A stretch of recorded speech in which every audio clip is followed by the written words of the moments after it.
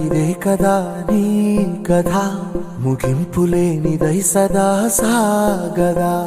ఇదే కదా నీ కథ, ముగింపులేనిదై సదా సాగదా.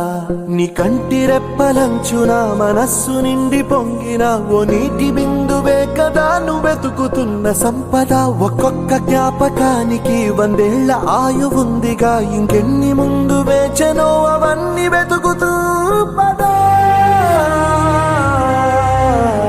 మనుష్యులందు నీ కథ మహర్షిలాగా సాగదా. మనుష్యులందు నీ కథ మహర్షిలాగా సాగదా.